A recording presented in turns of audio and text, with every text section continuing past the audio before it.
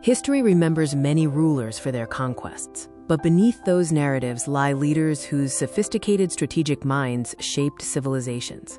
These 10 historical figures mastered patience, adaptation, and unconventional thinking. They turned limitations into lasting advantages, creating legacies that remain surprisingly relevant today. This show is brought to you by the Series of Thoughts team as part of their Leadership, Strategy, and History series. First, Catherine the Great of Russia. Her reign from 1762 to 1796 demonstrates that true power comes from winning hearts and minds, not just territories. She transformed Russia through calculated cultural diplomacy and strategic patience, expanding her empire quietly.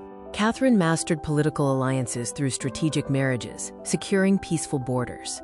She integrated the Russian aristocracy into her modernization vision, turning potential enemies into allies.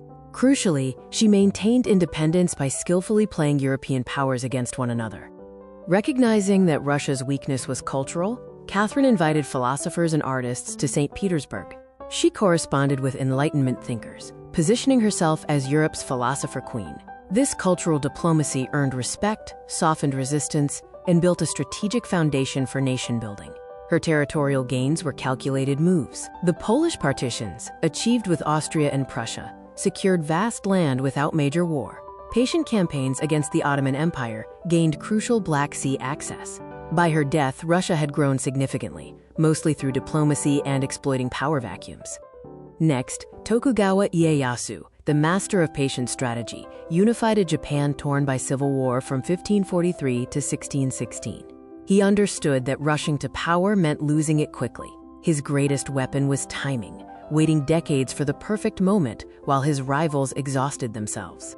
Ieyasu adopted patience as a long-term strategy, enduring humiliation and compromises as a young lord to build his foundation. He waited until rivals were weak before making decisive moves, ensuring that when he finally struck, victory was nearly inevitable. To end centuries of war, Ieyasu forged alliances with rival clans through coalition building. He fought strategic battles where his political groundwork ensured numerical superiority. He secured legitimacy through imperial titles and ensured a controlled transition by establishing the shogunate and then retiring. Ieyasu engineered a governance model that sustained 250 years of peace. The Senkin-Katai system required regional lords to spend alternating years in Edo, draining their resources and preventing rebellion. This isolationist policy prevented external interference, proving his structural genius. Hatshepsut, one of the few women to claim the title of pharaoh, ruled Egypt from 1479 to 1458 BCE. She chose economic expansion and trade over military conquest. She recognized that sustainable power comes from prosperity, investing in commerce that enriched Egypt for decades. Hatshepsut prioritized trade over conquest, exemplified by her famous Punt expedition, which brought back great wealth without warfare. She invested heavily in infrastructure, expanded trade networks, and improved agricultural systems, creating economic stability and reducing the profitability of war. Facing a legitimacy crisis as a woman pharaoh, Hatshepsut used branding genius. She commissioned artwork depicting herself with masculine regalia to embody the eternal office. She also claimed divine parentage, using sophisticated propaganda and strategic architecture to cement her legacy. Her succession planning involved a co-regency phase with her stepson Thutmose III.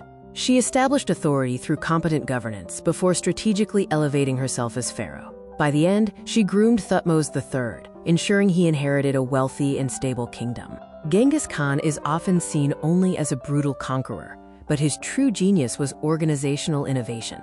He created systems that transformed nomadic tribes into the largest contiguous empire ever assembled. His strategy lay in how he structured power and command. Genghis Khan established a revolutionary merit-based leadership system, promoting based on competence and loyalty, not bloodline. He actively recruited skilled individuals from conquered peoples, engineers and administrators, integrating their talent to benefit the empire. He built a sophisticated intelligence network. Merchant spies provided detailed information on distant kingdoms. The YAM system, a rapid relay station network, ensured quick communication across the empire. Advanced scout networks won wars through superior information and reconnaissance. Genghis Khan excelled at psychological warfare, preferring surrender over destruction. His carefully cultivated reputation for ruthlessness meant that cities often surrendered without battle. The threat of violence became his greatest weapon, making many military engagements unnecessary. Queen Elizabeth I inherited a vulnerable England in 1558. Her 45-year reign transformed it into a global contender through strategic ambiguity and masterful political theater. She perfected the balancing act of keeping all diplomatic options open. Elizabeth I balanced rival European powers, using marriage negotiations to extract diplomatic concessions without ever committing. She used strategic ambiguity, supporting rebels just enough to weaken Spain without provoking invasion. She funded profit-making privateers to harass rivals, enriching England. She crafted the Elizabethan settlement, a religious compromise that prevented the sectarian conflicts plaguing the continent. Her pragmatism focused on outward conformity, not private belief. This flexibility allowed England to focus its resources on naval and economic development instead of internal religious war.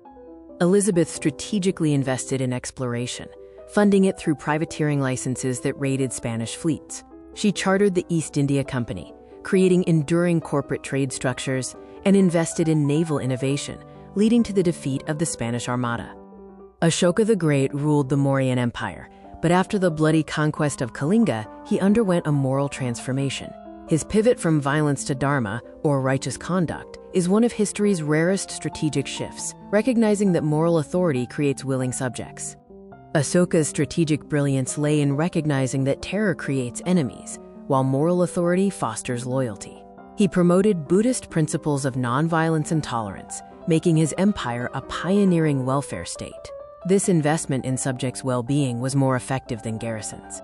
Ashoka's communication strategy involved carving edicts onto pillars and rocks across his vast empire. These edicts created an ideological unity, promoting universal values like tolerance and proper governance in multiple languages, making them a unifying philosophy for diverse peoples.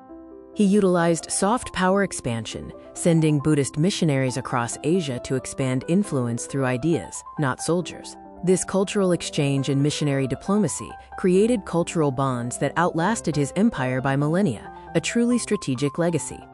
Suleiman the Magnificent, or the lawgiver, presided over the Ottoman Empire's golden age.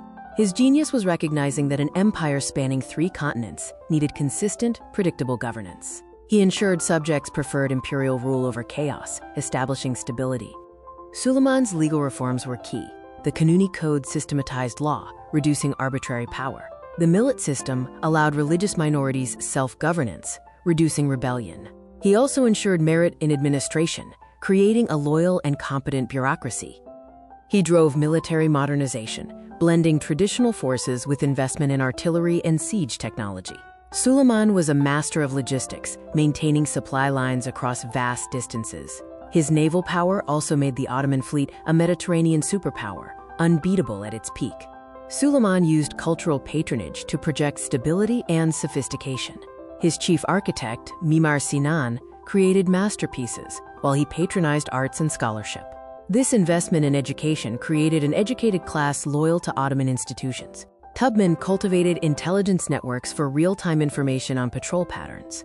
She used spirituals as communication codes for secrecy. Her perfect logistics accounted for seasons and lunar cycles. During the Civil War, she commanded Union scouts, leading a raid that liberated over 750 enslaved people.